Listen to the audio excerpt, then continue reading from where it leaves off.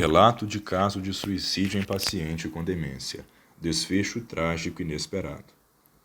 Tem-se na tela o nome do autor principal, Arthur Dutra Pena, bem como dos coautores, todos acadêmicos da Faculdade de Medicina da Universidade Federal de Juiz de Fora, além do orientador Roberto Dimas Costa, graduado na mesma instituição. Ainda abaixo, e-mail para contato com o autor principal quanto a este trabalho, submetido no 16º Congresso de Trauma e Emergência da Zona da Mata Mineira. Introduzindo a pauta abordada neste relato, o suicídio encontra-se entre as 10 primeiras causas de óbito na população geral. Percebe-se tendência de ideação suicida e tentativa de suicídio entre pessoas com demência, havendo, especialmente, aumento do número de suicídios consumados com o avanço da idade. Como as demências podem associar-se a transtornos psiquiátricos, esses são percebidos como fatores de risco para o suicídio. Quanto ao relato propriamente dito, tem-se homem, coronel reformado do Exército, 76 anos, sem comorbidades, desenvolve psicose aguda com delírio persecutório, acompanhado de agitação psicomotora. O paciente é trazido ao ambiente hospitalar por um familiar, que relata à equipe médica, apesar do histórico de alta funcionalidade física e intelectual, declínio cognitivo de avanço rápido, com déficit de funções executivas, especialmente de memória, e diminuição da capacidade de realização das atividades básicas de vidas diária, a partir do que a equipe sugere demência de Alzheimer.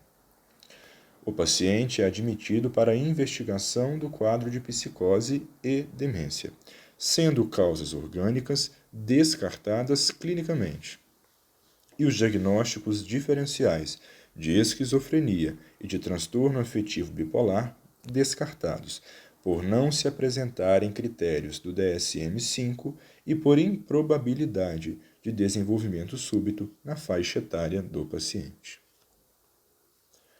Durante a internação, o paciente evoluiu com apatia, baixa interação com a equipe, mas, notadamente, sem demonstrar ideação suicida, tampouco sinais de descontentamento.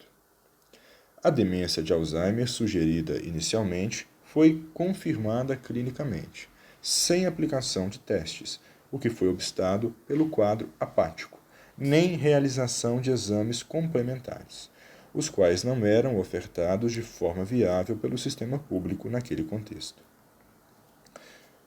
Em se tratando de fármacos, foram administrados haloperidol e nitrazepam, respectivamente, para combater agitação e induzir sono.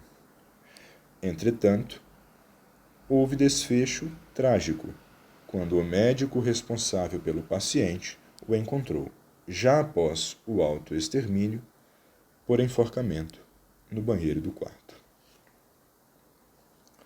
Discutindo este contexto, o desfecho trágico não foi precedido de qualquer sinal de ideação suicida, o que pode refletir a dificuldade comum de se avaliar com precisão o risco de suicídio em pacientes com declínio cognitivo. O quadro em tela, inclusive, questiona a tendência observada de o diagnóstico clínico ser mais eficaz em identificar a relação entre suicídio e demência, uma vez em que, neste caso, não foi possível. Conclui-se, portanto, que sabe-se da correlação positiva entre demência e suicídio, tanto idealizado quanto consumado, especialmente nas etapas iniciais do quadro demencial, o que se pode perceber no presente caso, em se considerando o breve período entre o diagnóstico e o autoextermínio. Os pacientes com demência, mesmo sem histórico de transtornos do humor, ainda estão em risco significativo de suicídio. Como mensagem final, portanto, deve-se atentar para mitigar viés de subestimação do risco de suicídio no paciente com demência. Por fim, temos aqui nossas referências e agradecemos por assistir.